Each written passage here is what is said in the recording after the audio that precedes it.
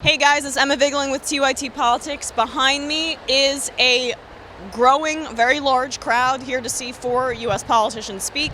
We have Senator Debbie Stabenow of Michigan and also Representative Brenda Lawrence. Also Senator Kirsten Gillibrand and Senator Amy Klobuchar of New York and of Minnesota, respectively. Senator Kirsten Gillibrand has, in my opinion, been the surprise of 2017. She has had more progressive voting record than I would say almost anyone. I'd put her up against anyone. She really was one of the first co-sponsors of Medicare for All, and she was one of the, I believe, 8 or 9 no votes for that almost $700 billion financial package or budget given to the Pentagon to increase military spending and defense spending. They essentially did more, they gave more than Trump asked for. And when you're out fear-mongering Trump and out-warring Trump, you know that you're not in a good place. So I was really happy to see that Senator Kirsten Gillibrand voted against that. She's over there getting mobbed. I tried to interview her, but hey, you know, we're just little old TYT. But I'm excited to see these speakers because, as you guys may know, whoa. All right, well, it seems to be starting. The system is rigged. The rich and powerful control all the levers of power, and those levers of power marginalize women, people of color, the working class, and anyone who isn't in their club. They deny us equal opportunity and fair pay and reproductive rights. Just this week, in the dark of night, the U.S. Senate voted to strip protections for everyday working Americans against big financial institutions that are ripping them off. Inequality in this country is out of control, and the balance of power is skewed. The scientists have been predicting this for years. Wildfires, hurricanes, floodings, horrible natural disasters, which, by the way, are in stark contrast to the White House, which is a man-made disaster. And when you talk about rights and freedom, don't get it twisted. Our dreamers deserve rights and freedoms in this country. Dreamers who in their lifetime have only pledged one allegiance, and that is to the United States of America. We have work to do. We're in a fight for the heart and soul of America. We're in a fight for who we are. They do not represent who we are. That is not America. That hate and racism, and that is not America.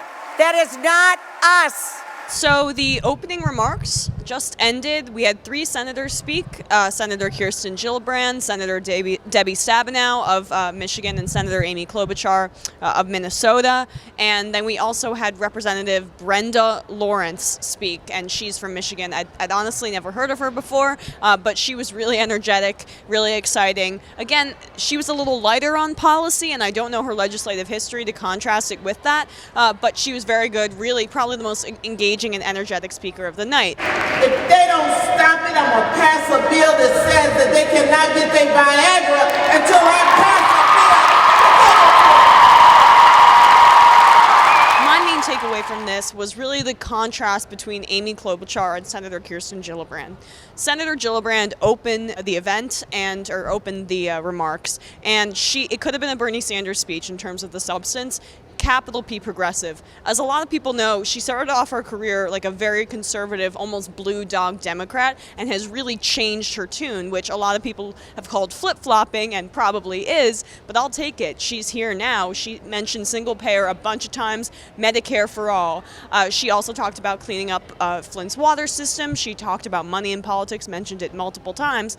Now, she does take a lot of money from Wall Street and special interests, but at least she's saying the right things, and we will see when she eventually does run in 2020, which is, I think, a virtual certainty at this point that if she walks the walk. But I was incredibly encouraged by what she said. I thought she was as charismatic as I've ever seen her. I tended to think that she's kind of not that great of a speaker, but she was really in her element tonight and did a really good job, as opposed to Amy Klobuchar. Amy Klobuchar, also rumored to run in 2020. I think probably the most boring senator that's rumored to run in 2020. Hey, that's just my journalistic opinion. But really, she skirted around Medicare for All so obviously. It was like she did in the CNN debate about Graham Cassidy. She had no alternative to what Senators Lindsey Graham and Bill Cassidy were proposing in that debate. And the same thing that she said here. You know, after Gillibrand got these huge applause lines talking about Medicare for All, Klobuchar was like, and drug importations from Canada, and protecting the ACA, yeah. We have to pass my bill to allow 41 million seniors to negotiate prices under Medicare and to get less expensive drugs in from Canada. It was so underwhelming, and I don't know if the rest of the crowd felt it. We're more in tune with these things, and I care more about policy, I guess, than a lot of people, because this is what I do for a living. But I was so underwhelmed by what she had to say. But to her credit, she did focus a lot on climate change and talked a lot about how the Trump administration is horrific on that. I thought that was a good point. She called the Trump administration a man-made disaster, which was a funny little line. And then Senator Debbie Stabenow spoke. She's the senator from Michigan. And this was my least favorite speech of the night. She focused a lot on education, which I would say is maybe her strongest issue. She has an 100% rating in terms of advocating for public education. So she was talking a lot about Betsy DeVos, who is from Michigan, so that's probably why it had so much relevance to the people here. And then she talked about Flint and how she's fighting for them. And yeah, I know she did fight for the $100 million dollar relief package, but what has she actually done? The pipes are being replaced at an snail-like pace. Glaciers move faster than the pipes are being replaced in Flint.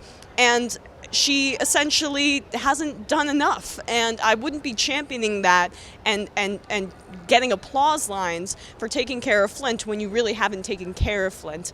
But Senator Debbie Stabenow, I mean, I'm hoping that she will support Medicare for All. She supported Medicare for 55 and older.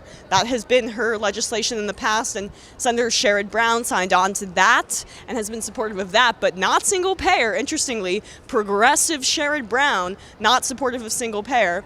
And so Stabenow even said in her speech, healthcare is a human right, quote, Everybody counts in America.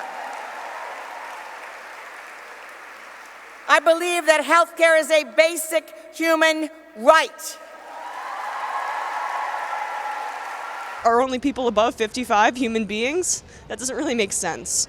So again, highlight of the speeches, most progressive of the speeches, Senator Kirsten Gillibrand. Look, I've been critical of her in the past, but her 2017 voting record, you cannot deny how progressive she has been. One of the 8 or 9 senators who voted against, I believe it was 9, I'm sorry if I'm getting the math wrong, who voted against the $700 billion Pentagon package, one of the first co-sponsors of Medicare for All. You gotta give credit where credit is due, and I thought her speech was parallel and was complemented her voting record in 2017. Stay tuned for more coverage. We'll be covering this on Saturday and on Sunday, so thanks, guys.